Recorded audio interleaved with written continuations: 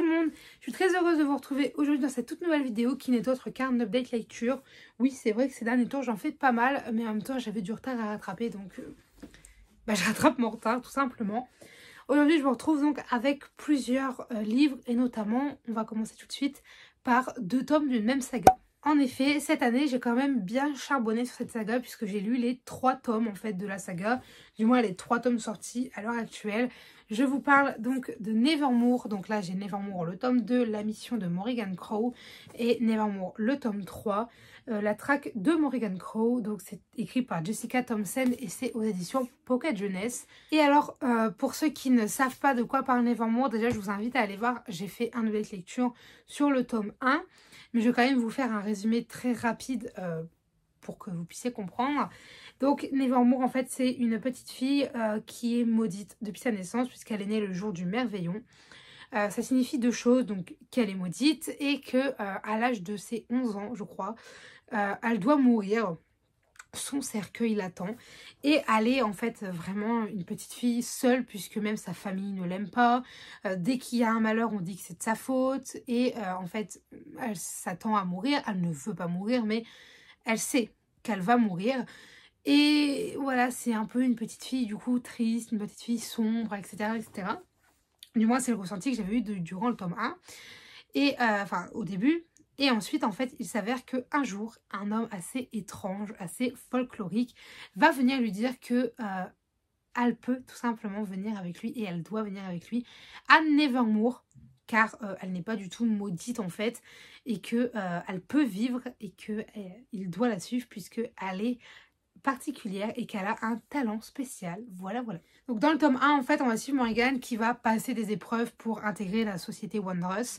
Ça s'arrête pas là, puisque dans le tome 2, en fait, on va suivre du coup Morrigan. Morrigan va tout simplement poursuivre ses aventures. Je ne vous dirai pas pour pas spoiler, bien évidemment. Mais elle va poursuivre ses aventures donc, dans ce tome 2. Et puis, elle poursuit les aventures du tome 2 dans le tome 3. Bah, je peux pas vous spoiler parce que sinon, ça vous spoilerait tout simplement. Je peux pas vous le dire parce que ça vous spoilerait. Mais globalement, ces 2 livres, j'ai adoré, c'est des énormes coups de cœur. À chaque fois, ça me fait pareil avec les Nevermoor, c'est-à-dire que quand je me dis que je vais aller dedans, je me dis ouais, mais est-ce que je vais aimer? Je suis pas sûre, franchement. Et à chaque fois que je suis dedans, je suis en mode ok, je kiffe cette saga, c'est une de mes sagas préférées et en fait, c'est toujours la même chose. Chaque nouveau tome, je me dis oh là là, j'ai peur de pas aimer, j'ai pas trop envie, je sais pas. En fait, je sais pas comment expliquer, mais je saute pas sur le tome, en fait je saute dessus pour l'acheter mais pas pour le lire, mais dès que je suis dedans je ne peux plus le lâcher et par exemple Nevermoor je crois que je l'ai lu en 2 ou 3 jours, le tome 3. Le tome 2 j'en ai fait un vlog, le tome 3 peut-être aussi d'ailleurs, je ne sais plus. Le tome 2 pareil fait l'objet d'un vlog si vous voulez en voir plus, mais globalement un énorme coup de cœur. J'adore l'univers, j'adore les personnages, j'adore la plume, j'adore les intrigues des livres et en plus je crois qu'il y a 9 tomes, 12 tomes, je ne sais plus. Je ne sais toujours pas, mais allez voir dans le vlog puisque je le dis. Je l'ai trouvé, j'avais recherché. C'est entre 9 et 12 tomes, donc bon, voilà. Mais moi, j'ai très très hâte. Non, 12 tomes, c'est Vampiria. Donc c'est peut-être 11 tomes alors. Bref, j'ai très très hâte de découvrir ce tome 4, puisque à la fin du tome 3, je suis en mode il me faut la suite. En résumé, énorme coup de cœur, je vous conseille cette saga. Ensuite, je vais vous parler justement de Vampiria, puisque je vous parle du tome 2, donc La Cour des Miracles, écrit par Victor Dixon, aux éditions Robert Laffont dans la collection R. Je l'ai lu tout récemment, et enfin tout récemment, c'était en octobre, on est un peu fin décembre, Marie. Pas grave. D'ailleurs, non, peut-être pas en octobre, j'ai lu en novembre. Bref, j'ai lu du coup ce tome 2, qui était vraiment, vraiment, vraiment très bien, mais par rapport au tome 1... je ne sais pas en fait, c'est-à-dire que déjà il faut savoir que si j'ai bien compris, puisque j'ai écouté l'interview de Victor Dixon, il disait qu'en fait il comptait nous faire voyager et que dans chaque tome on découvrirait un autre endroit, puisque dans le tome 1 on est à Versailles, dans le tome 2 on est à Paris et apparemment on partirait donc en Asie, en Amérique, en Angleterre, enfin ouais, dans plein d'endroits différents. Et bref, du coup quand même je vais vous faire un petit résumé pour que vous puissiez comprendre. Donc dans ce livre on va suivre tout simplement une jeune fille, puisque nous on va suivre Jeanne Froidelac, sauf qu'elle se fait passer pour Jeanne de Gastfrisch, puisque en fait Diane Froidelac c'est une roturière et ses parents sont des... J'ai oublié le nom, mais en fait c'est des gens qui font des choses contre le roi.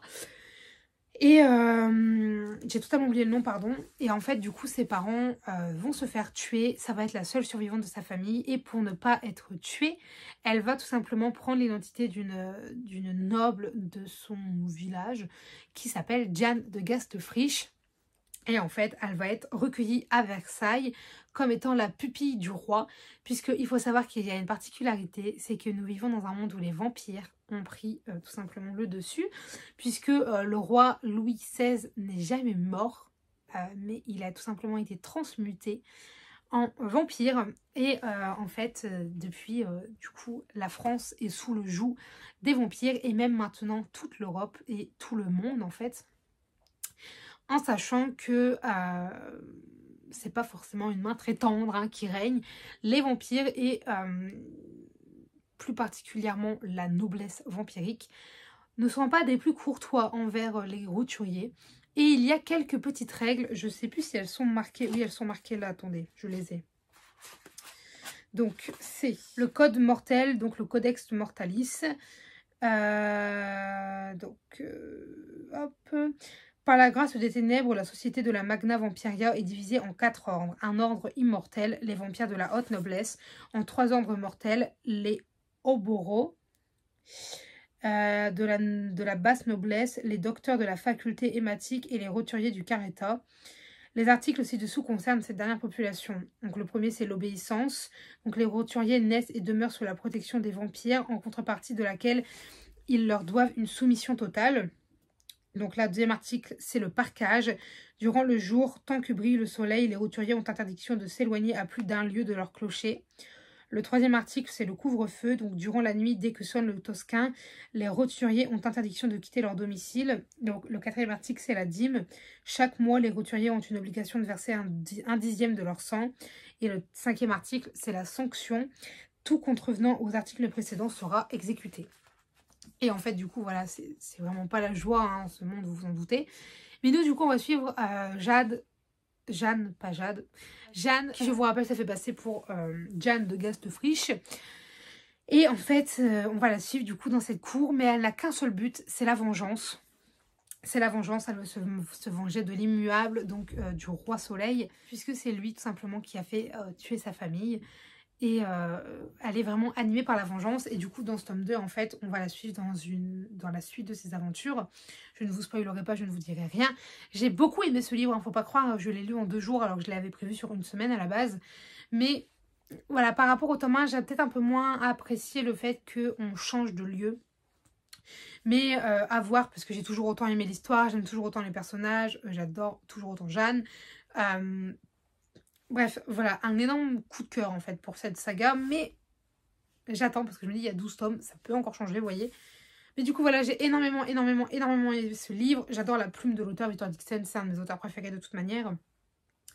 Et oui, j'ai très hâte de lire le tome 3, qui devrait sortir d'ailleurs dans le premier trimestre de 2022, si j'ai bien compris l'interview. Et faut savoir qu'il y a 12 tomes de prévus pour Vampiria, donc faut y aller. Enfin, le dernier livre dont je vais vous parler, il s'agit de Tout droit jusqu'au matin, donc écrit par Liz Broswell et aux éditions Hachette Heroes, et c'est donc un Twisted Tale.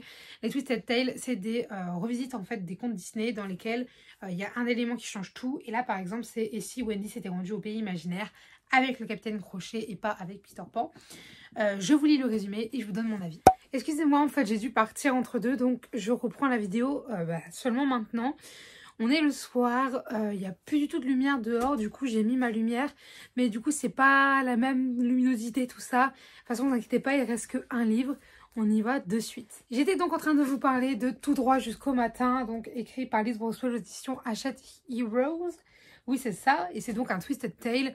Et le principe des Twisted Tale, c'est que en fait ce sont des contes Disney revisités, c'est-à-dire que en fait on prend un élément du conte et on le chamboule.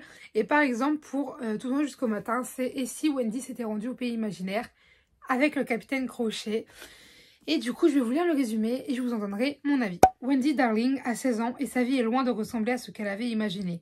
Piégée dans la torpeur d'une grande maison vide après le départ de ses frères en pensionnat, contrainte d'assister aux réceptions ennuyeuses données par ses parents qui, en outre, ont décidé de l'envoyer en Irlande comme gouvernante, Wendy aurait aimé que sa vie soit différente. Sa seule échappatoire est l'écriture, et elle passe tout son temps libre à coucher sur papier les contes du pays imaginaire.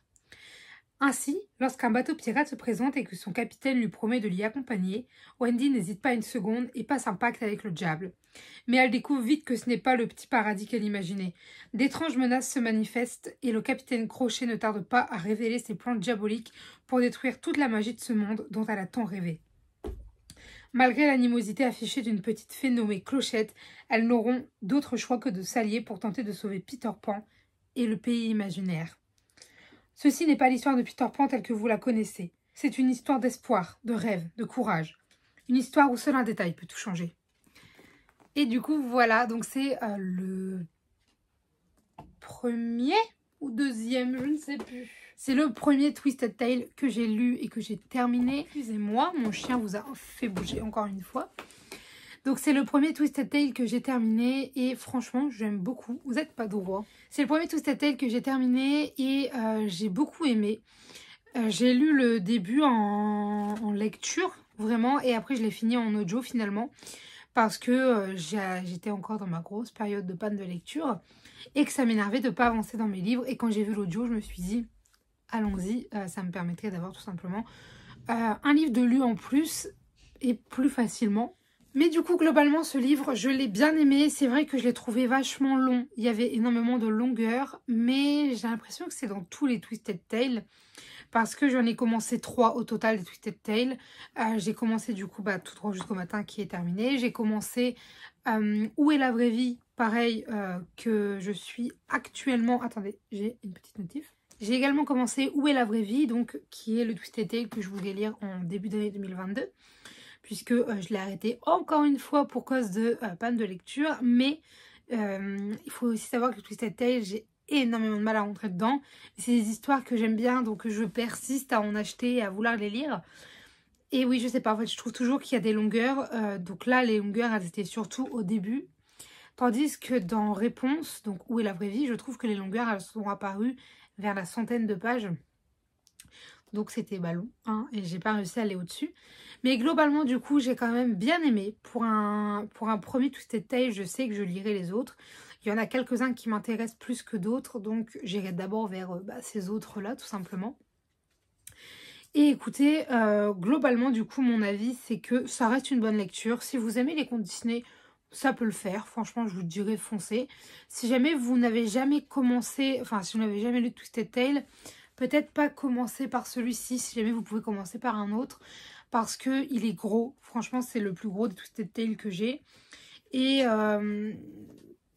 voilà, c'est-à-dire que c'est pas... Je sais pas comment dire. Mais la part Disney, elle est à peine présente, à part par le nom des personnages, quoi. Mais voilà, j'ai quand même bien aimé, hein, mais c'est vraiment autre chose. Et si jamais, par exemple, vous avez un Disney préféré, pourquoi pas, pardon, ne pas commencer par ce Twisted Tale-là s'il existe. Mais bref, du coup, pour vraiment faire finalement mon avis global, je dirais que ce livre, c'est une bonne lecture que je vous recommande si vous aimez Disney, si vous voulez tenter l'autrice ou le genre. Et puis, oui, franchement, je regarde quand même un bon souvenir. Et ça m'a quand même donné envie d'en acheter d'autres. Donc, c'est que ça a quand même fait son boulot. Voilà, j'en ai fini. Alors, je me suis un peu dépêchée pour le dernier livre parce que la qualité est vraiment pas très jolie. J'ai pas grand chose à vous dire dessus en plus. Et voilà, je voulais pouvoir finir cette vidéo quand même. Du coup, écoutez, j'espère qu'elle vous aura plu. Si jamais vous avez des avis, des remarques, des conseils, des commentaires, des suggestions ou toute autre chose à me dire, n'hésitez pas à le faire dans l'espace commentaire puisqu'il est fait pour ça. Sur ce, je vous dis à très bientôt. Allez, bye mes lecteurs. Yeah, you were right this time, you were right this time. Take a look around, look what you did last night. What you did last night, never heard a sound. Yeah, I know that you told me one day you'd show that you were right this time, you were right this time.